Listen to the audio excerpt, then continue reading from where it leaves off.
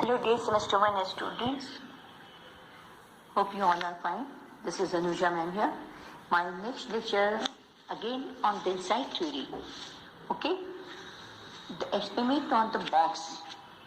Experiment on box problems. जैसा कि मैंने बताया है कि पहला मैंने जो किस तरह से स्टिक छड़ी के द्वारा उस प्रॉब्लम का शॉर्ट आउट किया, उस चिंपैंजी ने बनमानुष ने अपनी समस्या का समाधान किया। अब उसी प्रकार अब देखना है कि बॉक्स समस्या का प्रयोग किस प्रकार से कोहलर ने बनमानुष पर एक जो अपना प्रयोग किया है कैसे किया है। उन्होंने एक कमरे जो उनका जो एक्सपेरिमेंट था, उन्होंने एक कमरे की छत से केले को लटका दिया था। कमरे की छत से केले को लटका दिया और कमरे में 3 छोटे बड़े बॉक्स रखे हुए थे। इसके बाद एक भूखे बनमानुष को कमरे में लाया गया और कमरा बंद कर दिया गया। ये कोहलर का एक दूसरा एक्सपेरिमेंट है। कोहलर ने स्वयं कमरे से लगे एक ऐसे स्थान पर बैठ के, वो जो कोहलर का एक्सपेरिमेंट देखने के लिए, ऑब्जर्व करने के लिए, वो एक ऐसे स्थान पर बैठ के जहां से वह बनमानुष के व्यवहारों का निरीक्षण, ऑब्जर्वेशन आसानी से अच्छे से कर सकते थे। तो बनमानुष को उस कमरे में रखा गया। कमरे में आते ही बनमानुष ने इधर उधर देखना शुरू कर दिया और चूंकि बनमानुष भूखा था, तो वो भूखा था तो शीघ्र ही उसका ध्यान केले पर चला गया, जो कि उस बॉक्स, जिस बॉक्स में उसे बांधा गया तो उसके छत से लटका दिया गया, तो ऊपर का जो छत होता उसे लटका गया था। तो मानुष ने पहले उसका ध्यान, चूंकि भूखा था तो केले पर ध्यान चला गया। अब बनमानुष ने पहले उछल कर केलों को प्राप्त करने की कोशिश की। वो काफी उछल कूद किया, फिर केले को सोचा उछल के केला मुझे मिल जाएगा, परंतु केलों की ऊंचाई इतनी अधिक थी कि जिसकी वजह से बनमानुष केलों के तक नहीं पहुंच सकता था। तो कोहलर ने देखा कि कुछ समय बाद बनमानुष ने एक बॉक्स लटकते हुए केले को नीचे लाकर रखा। कोहलर ने देखा कि कुछ देर के बाद बनमानुष ने एक बॉक्स को उठाया और उसके जहाँ केला लटका हुआ था उसके नीचे लाके रख दिया और उसको पर चढ़कर उसने केले को प्राप्त करने की कोशिश की, लेकिन एक बार भी उसे सफलता प्राप्त नहीं हुई। और थोड़ी देर में बनमानुष ने दूसरे बॉक्स को पहले बॉक्स के ऊपर रखकर दोनों के ऊपर चढ़कर केले को पहुंचने का प्रयास किया, परंतु इस बार भी उसे वो सफलता प्राप्त नहीं हुई, फेलियर रहा। फिर अचानक उसकी दृष्टि कमरे में रखे तीसरे बॉक्स पर गई और उसने उस तीसरे बॉक्स को भी लगाकर पहले से रखे गए दोनों बॉक्सों के ऊपर रख दिया और अब इन तीनों बॉक्सों को एक के ऊपर एक रखने के फलस्वरूप उसकी ऊंचाई उतनी हो गई कि बनमानुष उन पर चढ़कर केले, उस छत पर जो उसे लटका हुआ केला था उसको प्राप्त करने में सफल हो गया। तो अब उसकी इंसाइट काम क्या देखा, पहले क्या इतनी ऊंचाई है तो हम कैसे, बनमानुष का जो इंसाइट था वो ट्रायल एंड एरर इसमें नहीं किया, उछला कूदा केला खाने के लिए, बट ज्यादा मेहनत नहीं। उसने देखा कि इतनी हाइट उछलने से नहीं हो रहा है, तो उसने उस एक बॉक्स जो रखी हुई थी उसको लाके ट्राई किया, बट उसके बावजूद भी नहीं, फिर तीसरे बॉक्स पे नजर गई तो उसने उस बॉक्स को भी लाके रखा। तब देखा कि वो पहुंचने तक प्रयास किया, परंतु मतलब उस बॉक्स को तीसरे बॉक्स को रखने पर सफल हो गया। तो अगले दिन जब समान परिस्थिति में प्रयोग को दोहराया गया, इसी परिस्थिति में प्रयोग को दोहराया गया, तो कोहलर ने तब बनमानुष ने शीघ्र ही बक्सों को एक दूसरे के ऊपर डाल लिया और केले को खाकर संतुष्टि प्राप्त की। तो उसमें फिर उसका जो इंसाइट था वो फंक्शनल हो गया था, उसे बिल्कुल ट्रायल एंड एरर की आवश्यकता नहीं पड़ी, ना ही उछल कूदने की। तो इन दोनों प्रयोगों में कोहलर ने पाया कि प्रारंभ में कुछ समय तक अपने लक्ष्य को प्राप्त करने में वो विफल रहा। विफल होने पर बनमानुष मतलब निस्सहाय होकर चुपचाप बैठ जाता था, परंतु एकाएक उसे समस्या समाधान की दिशा में कामयाब तरीका दिखाई पड़ने लगता था, जिससे परिणाम स्वरूप बनमानुष में एक अचानक उत्साहित हो जाने की क्रिया देखी गई। तो कोहलर ने बनमानुष के अचानक उत्साहित होने की क्रिया को ही सूझ के आगमन का परिचयात्मक व्यवहार माना है तथा इस अनुभव को आहा के अनुभव की संख्या दी है। हम लोग पहले भी मैंने कहा कि वाव करने से हम लोग को कि अरे वाह ये काम हो गया। तो बनमानुष ने इस आहा अनुभव से होने के कारण यह भी है कि परिस्थिति का जो सिचुएशन का परसेप्शन होता है, प्रत्यक्षीकरण होने के परिणाम स्वरूप उस बनमानुष में यह सूझ आ गया कि अर्थात इसे यह अंतर्दृष्टि हुई कि कमरे में इधर उधर रखे गए बॉक्सों को एक पर एक रख कर और उस पर चढ़ कर ही उसके ऊपर सीलिंग से जो लटका हुआ केला है उन केलों को प्राप्त कर सकता है। तो इस सोच के कारण अगले दिन बनमानुष बिना कोई ऐसी क्रिया किए ही तीनों बॉक्सों के सहारे केले प्राप्त करने की प्रतिक्रिया करता और उसमें सफलता प्राप्त करता। तो अब हम कह सकते हैं कि किसी समस्या पर सूझ के फलस्वरूप उत्पन्न आहा यानी आहा अनुभव के दृष्टि से हम अपने जो सामान्य जीवन में भी अक्सर देखते हैं। जैसे मान लें कि आप किसी जटिल समस्या की गुत्थियों को सुलझाने में का प्रयत्न कर रहे हैं, कुछ ऐसी समस्या हमारे सामने है जिसको हम सुलझाने की कोशिश कर रहे हैं और कुछ समय तक प्रयास करने के बावजूद आपकी समस्या का सही समाधान नहीं हो पाता है, तो आप निराश होकर क्या कीजिएगा? आपकी चुपचाप बैठ जाते हैं और समस्या के विभिन्न पहलुओं के बारे में सोचने लगते हैं। मतलब कुछ हमको ऐसी समस्या आती है, अब क्या करें, कैसे करें, और उसी समस्या से जुड़ी विभिन्न प्रकार के पहलुओं के बारे में हम सोचने लगते हैं। तो अब क्या होता है कि थोड़े समय के लिए अपने को किसी अन्य कार्य में भी इंगेज कर देते हैं। ऐसी बात नहीं कि कहीं सोचते हैं बल्कि चलो अब तो उसका समाधान है। लेकिन हम जब किसी कार्य में इंगेज करते हैं तो हम मेंटली फिजिकली वहाँ पे इंगेज है, मेंटली हम डिस्टर्ब हैं। हमारा ध्यान है कि उसका समस्या का समाधान कैसे करना। मेंटली ऐसे भी एब्सेंट माइंड से नहीं काम करे कि बिल्कुल एब्सेंट, इस काम में कुछ गलती हो जो कर रहे हैं, तत्काल जो कार्य करते उसमें थोड़ा माइंड रहता है। फिजिकली मतलब मेंटली भी हम थोड़े प्रेजेंट रहते हैं, लेकिन जो मेंटली हमारा 20% प्रेजेंट काम कर रहे हैं, लेकिन 80% हम या 35% आप कह सकते हो कि हमारा मेंटली हम डिस्टर्ब है कि वो समस्या के समाधान को ढूंढने में हमारा मानसिक तौर से उधर हमारा ब्रेन फंक्शन कर रहा है। तो सही ढंग से आपकी समस्या सुलझा सकती है। तो जिसके द्वारा सही ढंग से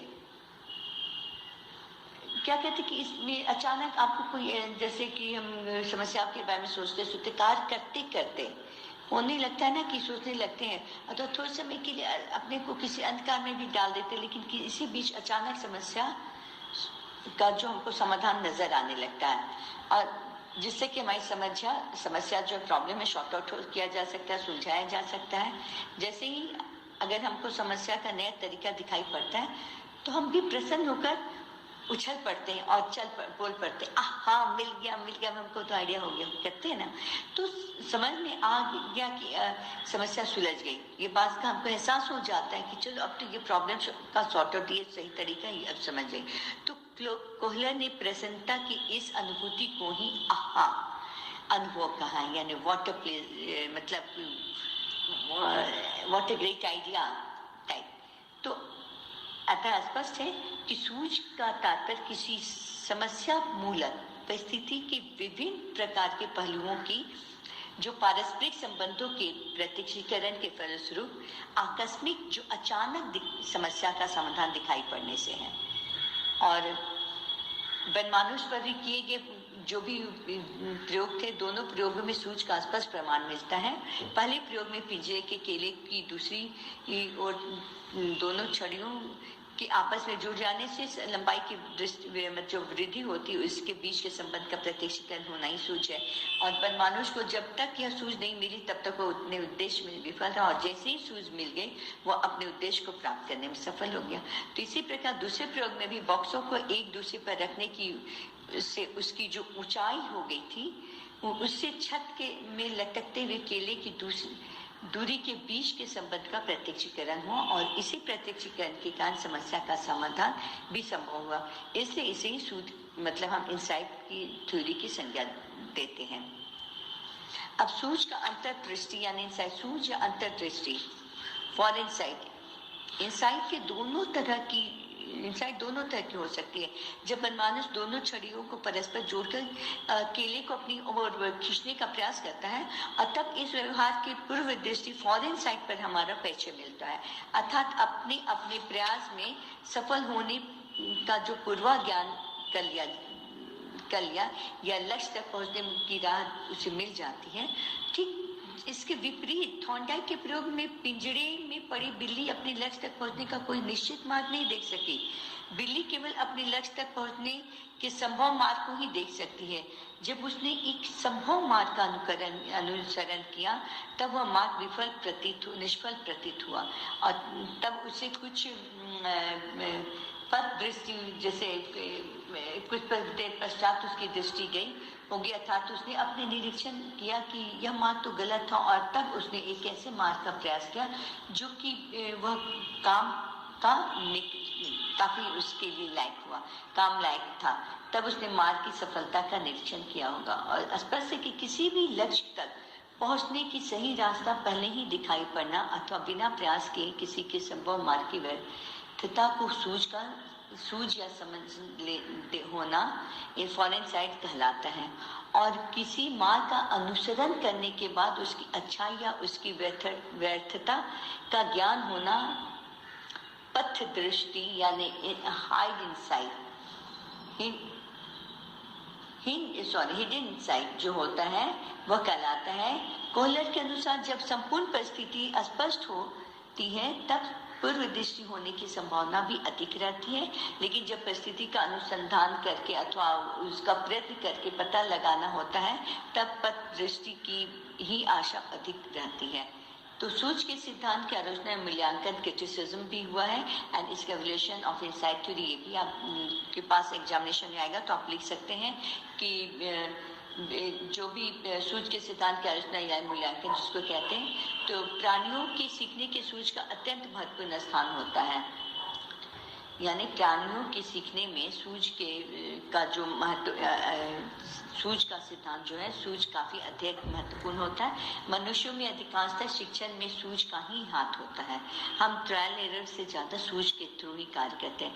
खासकर कठिन समस्याओं के समाधान का तरीका सीखने में सूझ या अंतर्दृष्टि की भूमिका सबसे अधिक होती है। और देखी जाती कि मैथमेटिक्स की जटिल समस्याओं को सुलझाने में भी किसी समस्या पूर्व परिस्थिति की जो गुत्थियां को सुलझाने में हम यह पाते हैं कि व्यक्ति इन समस्याओं को सुलझाने में जब प्रयास करता है तब उसे सहसा हल की जो इंसाइट होती है प्रॉब्लम सॉल्व करने की वो मिल जाती है और समस्या सुलझ जाती है। इन उदाहरणों के बावजूद मनोवैज्ञानिकों ने इस सिद्धांत में भी कुछ दोष बतलाए हैं जो कि निम्नलिखित है। अब क्या है इसका दोष, क्या है हो सकता है? सूझ के सिद्धांत के प्रमुख विशेषता आकस्मिकता यानी सडननेस, अचानक, ऑल ऑफ सडन, अर्थात किसी समस्या के समाधान का सही रास्ता एकाएक सूझ जाता है तथा जो इस तथ्य को कोहलर और कोफका ने अपने प्रयोगों के आधार पर सिद्ध किया, लेकिन यह वास्तविकता के परे है। सीखने की क्रिया सादा आकस्मिक नहीं होती है। सूझ की मात्रा कम या अधिक हो सकती है और किसी समस्या को सुलझाने के सिलसिले में सूझ की मात्रा क्रमशः बढ़ती है। इसलिए डंकर के अंतर्दृष्टि को क्रमिक और श्रेणीगत कहा गया है। Insight is gradual and graduated. Okay, second, इसकी जो डिमेरिट्स है, इसकी जो विशेष क्या कहें, इसकी जो कुछ सिद्धांत के जो कुछ निम्नलिखित विशेषताएं हैं उसके बारे में बताया। तो सेकेंड पॉइंट क्या, सूझ का सिद्धांत सीखने की क्रिया में अभ्यास को जरूरी नहीं मानता है, लेकिन यदि कोहलर के प्रयोगों पर हम ध्यान दें तो स्पष्ट होगा कि मनमानुष के जो प्रारंभिक अपनी समस्या को सुलझाने के लिए प्रयत्न और भूल यानी ट्रायल एंड एरर का ही सहारा लिया गया है। तो और संभवतः उसमें सूझ का आगमन भी इसी प्रयत्न और भूल का प्रतिफल है। इसलिए गैरेट ने भी कहा है कि यह प्रयत्न या अभ्यास करने की अशुद्धियां दूर करती है और समस्या समाधान के अंतर्दृष्टि मिलती है। हम मैथमेटिक्स का ज्ञान हमें है, हम मैथ्स को सॉल्व करते हैं तो हमारा पहला प्रैक्टिस होता है। उसको सॉल्व करने के पहले हम ट्रायल एंड एरर, हम पहले सॉर्ट आउट करते कि इसका आंसर ऐसा होगा जो कि सही आंसर ढूंढने के लिए हम उसको पहले प्रैक्टिस करते हैं, रफ कागज पे बनाते कि ये सही है। एक बार में अगर सूज मेरा सही काम करता तो सही भी बन सकता, नहीं बनता तो फिर दूसरे 0.1 का भी एरर हो सकता है, 0.01 तक वो सिग्निफिकेंट है नहीं। तो ये सारी चीज को देखने के लिए हम एक प्रैक्टिस मोटे तौर पे करते हैं, कितने भी सही इंसाइट के साथ भी। पर हम एक बार ट्राई जरूर करते कि परफेक्ट आंसर आ रहा है कि नहीं। तो ये हो गया। थर्ड हो गया, कुछ साइकोलॉजिस्ट का यह भी कहना था कि कोहलर और कोफका द्वारा जो चुनी गई शिक्षण परिस्थिति के पक्षपातपूर्ण थी, जिसमें कि अंतर्दृष्टि और अनुकरण द्वारा ही सीखना संभव होता है। अतः इस आधार पर सभी प्रकार के सीखने की प्रतिक्रिया या प्रक्रियाओं की व्याख्या नहीं की जा सकती है। जैसे टंकन क्रिया सीखना, दर्पण का आरेख, भूल भुलैया सीखना इत्यादि समस्याओं के शिक्षण में सूझ से अधिक अभ्यास की जरूरत नहीं पड़ती है। फोर्थ हो गया कि इस सिद्धांत में सीखने की क्रिया के पूर्व अनुभव के महत्व को नहीं स्वीकार किया गया, और इस सिद्धांत के अनुसार वर्तमान परिस्थिति के पूर्ण रूप से समझ लेने और उसके विभिन्न पहलुओं के बीच का जो संबंध स्थापित कर लेने से ही मात्र सीखने की क्रिया पूर्ण हो जाती है। मगर हम अपने दैनिक जीवन अनुभव से जानते हैं कि सीखने की जो क्रिया में पूर्व अनुभव का उपयोग होता है ना, वो महत्वपूर्ण होता है, जो हम पहले कर लेते हैं। और इतना ही नहीं, कुछ ऐसे प्रयोग भी हुए हैं जिनमें पूर्व अनुभव से सूझ की उत्पत्ति में सहायता भी मिलती है। तो फिफ्थ पॉइंट है कि इस सिद्धांत के आधार पर निम्न श्रेणी के प्राणियों के सीखने की क्रिया की व्याख्या संभव नहीं है, क्योंकि जो हमारे निम्न श्रेणी के प्राणी व्यक्ति होते हैं उसमें सूझ बहुत कम पाई जाती है। और यही कारण है कि निम्न श्रेणी में प्राणियों में प्राणी केवल सरल क्रियाओं को ही सीख पाते हैं और भी अधिक जटिल क्रियाओं को नहीं सीख पाते हैं। अब अरस्तु ने इसकी बातों से स्पष्ट है कि सूझ का सिद्धांत न तो सभी प्रकार की सीखने की क्रिया की व्याख्या करने के लिए प्राप्त है और न सभी प्राणियों में शिक्षण की व्याख्या करने की। अतः सीखने के इन सिद्धांतों के अतिरिक्त गथरी, टॉलमैन, हॉल इत्यादि मनोवैज्ञानिकों ने भी अपनी अलग अलग सिद्धांतों को अलग अलग तरीके से उसका प्रतिपादन किया है, परंतु कुछ इन सिद्धांतों का वर्णन भी जैसा मैंने अभी किया। तो सीखने के विभिन्न सिद्धांतों के संबंध में जो conclusion regarding difference theory of learning, ये सारी चीजें हैं, उसको आप कर सकते हैं। तो सीखने के जिन सिद्धांतों की चर्चा की गई है उनके वर्णन से यह स्पष्ट होता है कि कोई भी सिद्धांत आलोचनाओं से परे नहीं है, बिना आलोचना के यानी विलट के। तो सभी सिद्धांतों में कुछ न कुछ त्रुटियां अथवा कमियां पाई जाती हैं और उनकी कुछ विशेषताएं भी होती हैं। अतः सीखने का क्षेत्र अत्यंत ही व्यापक है। हम कह सकते हैं सीधे साधे शब्दों के सीखने का जो क्षेत्र है वह काफी व्यापक है और किसी एक सिद्धांत के अंतर्गत सीखने की सभी पहलुओं को समुचित व्याख्या करना संभव नहीं होता। कारण है कि सीखने के उपयुक्त सिद्धांतों द्वारा सीखने के कुछ खास पहलुओं का ही वर्णन किया गया और सभी पहलुओं का नहीं। इससे निष्कर्ष के रूप में यही कहा जा सकता है कि सीखने के उपयुक्त ये जितनी भी सभी सिद्धांत हैं वो आंशिक रूप से सही है, पूर्ण रूप से नहीं। तो ये लेक्चर मेरा आज इनसाइट थ्योरी के बारे में कंप्लीट हो रहा है। And take care you all. Thank you.